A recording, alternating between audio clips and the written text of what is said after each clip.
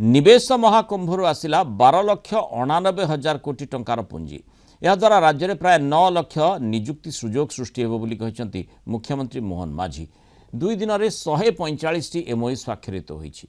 2036 सुधा समृद्ध ओडिशा गठन स्वप्न साकार करिबु कहते मुख्यमंत्री। पूर्वर राज्य सरकार शिल्प महाकुंभ 100 एमओयू स्वाक्षर सह 5 लाख कोटी निवेश टार्गेट रखी। 2 दिनिया कनक्लेव रे आशाठू 2 गुण होईछि पुंजी निवेश।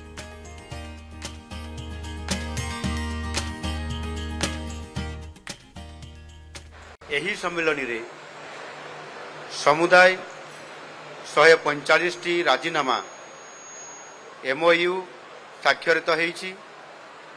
एही राजीनामा गुड़िक ओडिशार शिल्प क्षेत्र रे कायकल्प परिवर्तन करने सहित विश्वस्तरीय शिल्प संस्था मानक सहित सहभागितार नुआ जुग आरंभ करने जाउछि। 12,99,000 कोटी टंकार पुंजीनिवेश राजीनामा स्वाक्षरित होईछि।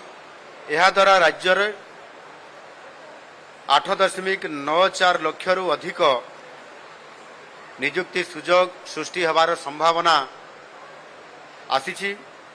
जो गुड़िक पुंजीनिवेश अभिप्राय अच्छी इंटेंट से 3.84 लाख कोटी टंकार 448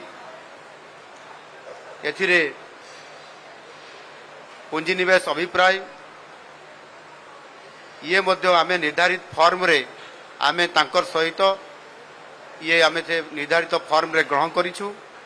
यह द्वारा 3,92,000 निजुक्ति सृष्टि होबार सुजोग संभावना रही। यही कनक्लेव रे समुदाय 20 सेक्टर रे 593 प्रकल्प आउ 16.73 लाख कोटी टंकार 16,73,000 कोटी टंकार पुंजी निवेश प्रस्ताव आसी।